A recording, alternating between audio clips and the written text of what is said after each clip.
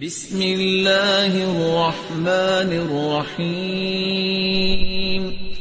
ایک ضروری بات، چونکہ آج یہ جو مہینہ اس وقت چل رہا ہے یہ رجب کا مہینہ ہے۔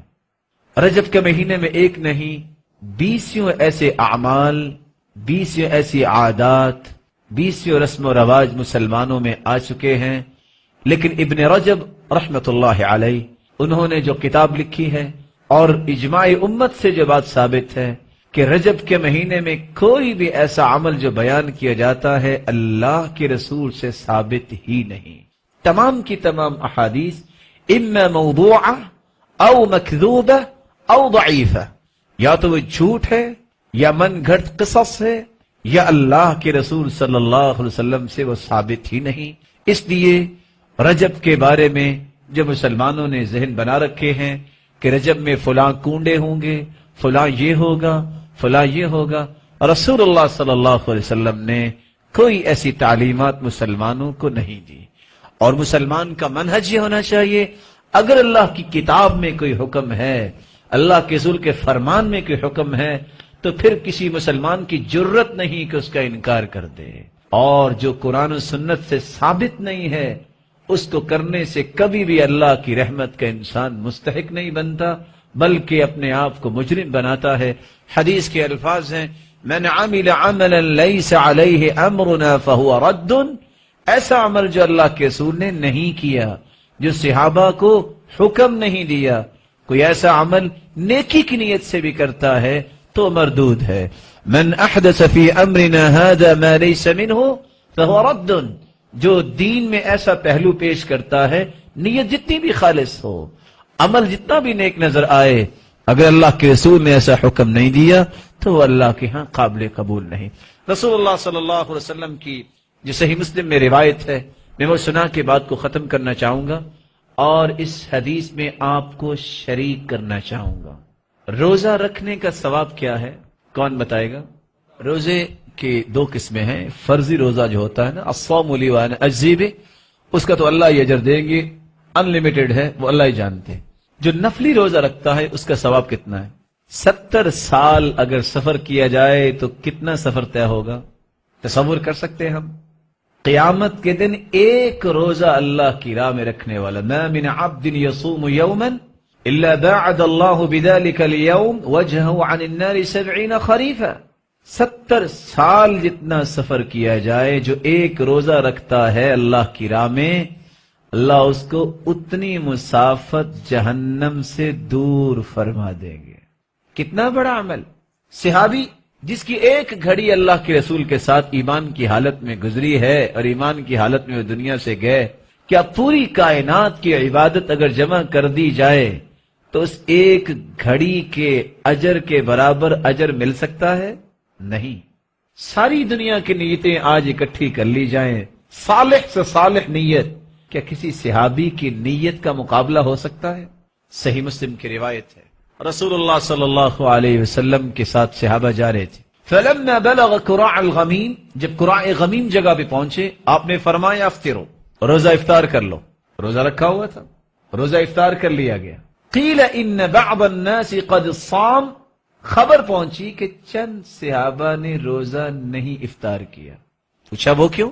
کہا ان کا کہنا ہے کہ اللہ نے ہمیں بڑی طاقت دی ہے، اگر جہاد کی ضرورت پڑی تو ہم لڑائی بھی کر سکتے ہیں، لیکن ہم چاہتے ہیں جو روزہ رکھا تو پورا کر لیں۔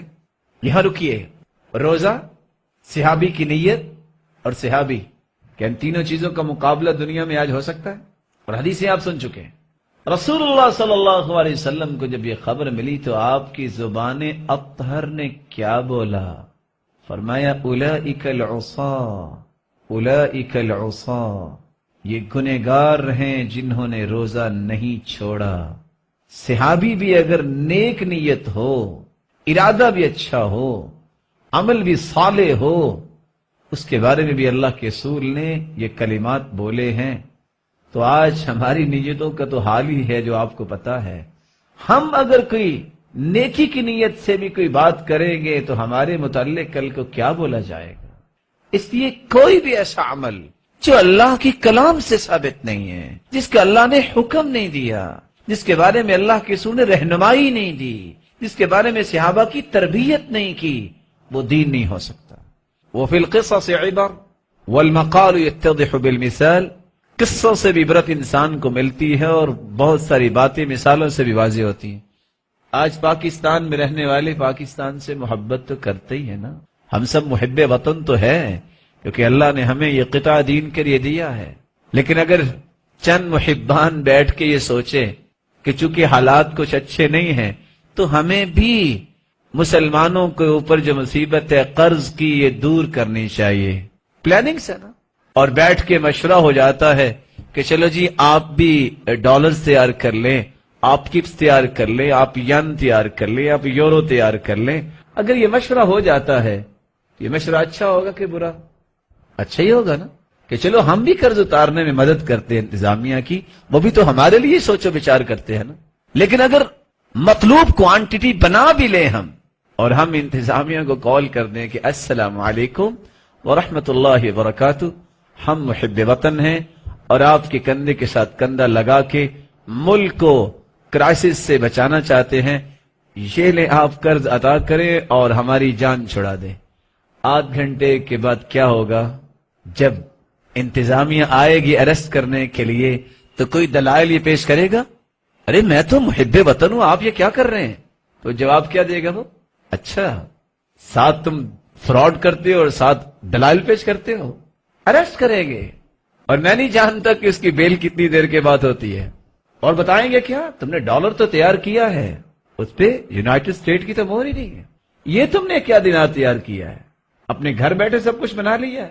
زندگی کے اندر یہ اصول یاد رکھیے، کوئی بھی ایسا عمل جس پہ قرآن و سنت کی مہر نہیں ہے وہ قیامت کو اریسٹ تو کروا دے گا، جتنا بھی اچھا عمل ہوگا تمہیں چھڑا نہیں سکے گا۔ ایک ہی کرائیٹیریا ہے اللہ کے ہاں، معیار ہی ایک ہے، اللہ کا کلام، اللہ کے رسول کا کلام۔